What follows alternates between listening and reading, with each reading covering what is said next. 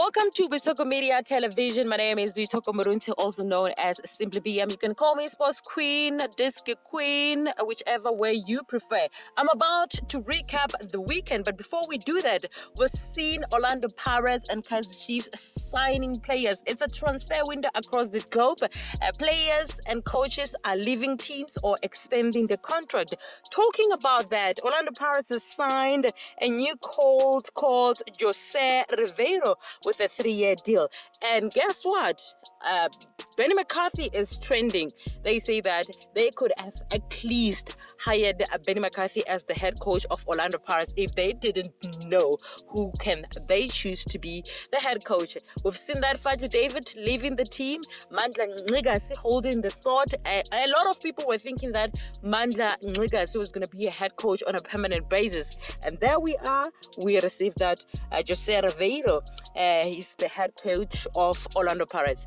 A lot of supporters of Orlando Pirates and football love this are not happy about that, but it is what it is. It is football. And in other news, still on football news, we've seen that Orlando Pirates, together with Kaizer Chiefs, they wanted to sign this top midfielder Ayanda Patosi, but it looks like Ayanda Patosi is not leaving his current club at this moment. They say they're gonna extend his contract, and meanwhile Ayanda Patosi has been spotted at his former club, Cape Town City, and they are also looking at to reunite with him as part of the preparation, looking forward for the CAF Champions League that they're going to be participating on this new season.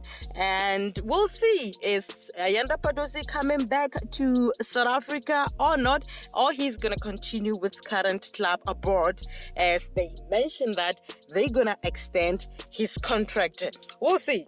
It's one of the news that we're looking forward to see if he's going to come back or not. And abroad, Manchester United are also saying Cristiano Ronaldo is not going anywhere. They expect him to be on the squad the next season.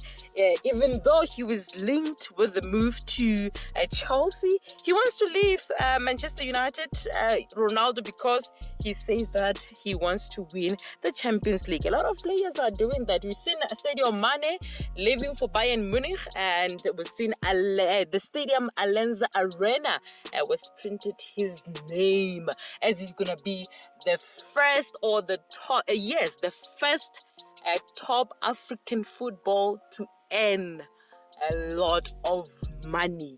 And a lot of players, sometimes they leave their teams because of there's a certain title that they haven't won in their entire life, so they're chasing that. And I've seen that Bayern Munich also were looking at Ronaldo because they want to replace him because of Lewandowski left the club. So we'll see that Ronaldo will end up leaving Manchester United or not. It is also remains to be seen. Back to South Africa, we've seen Danny Jordan retaining his seat as a South African Football Association president when he won with an overwhelming majority at the elective Congress on Saturday.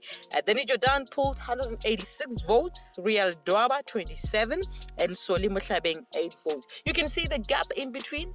I've seen the reports during the week saying that Danny Jordan has the support to win this, and everybody was like, it was an obvious case.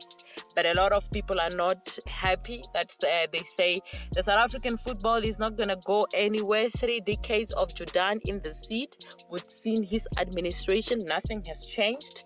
So we must just expect to be in the same level as we are. Are we going to be able to qualify for the big tournaments when he failed, when he was on the seat and we still failed?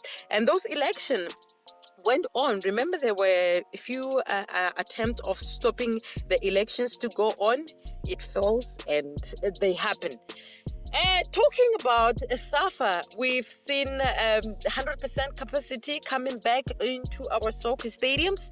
That means that we football lovers can go to stadiums, and we've seen that also the mask is not even mandatory to be worn. Even though the mask is not mandatory to be worn, South Africans are still checking up things. They don't trust But the thing that they're happy about is that 100% capacity of going back to the stadium. Tomorrow is Monday, and Banyana are fighting for the Africa Cup of Nations women qualification in Morocco. And this coming week, they're going to be playing on the 1st of July up against Morocco. We'll see how they're doing because they've been preparing with their coach, Desiree Ellis, so far. That's great news. We're looking forward for that. And respect, much respect for our country, and hoping all the best of luck to them. Hollywood Super League is playing this afternoon, 2:30 for 3 p.m. The match between UJ and Thunderbirds. Ladies, this is our league for women. We wish them all the best of luck, and we'll see how the result turn out as far as the sports is concerned, or rather the football is concerned. And in other news, looking at tennis, this coming Monday, the Wimbledon is playing, and we've seen that Emma Raducanu will be playing up against Alison van Eijfunk. I hope I'm saying that name right. And Murray is going to be up against James Duckworth, together with Novak Djokovic with Son Woo Won. This is the match that is scheduled to be played tomorrow, the first round of Wimbledon at the Centre Court. Looking forward for that. In South Africa, we're talking something else. The Currie Cup final. The Griquas were playing with the Pumas, and the Pumas were able to beat the Griquas for 26-19 at Kimberley. The first time ever that the Pumas win the Currie Cup final. That's great news in South Africa. That's the biggest thing that we were looking at yesterday as far as rugby is concerned. As far as the tennis is concerned, we're looking at the Wimbledon. That's all for now that we had for you this weekend, as we were recapping what was happening at the world of sports at large. A lot of things are happening because of time. We are limited just to give you that. Subscribe, comment, like. We talk on Media Television YouTube channel. My name is Simply BM, and I'm out.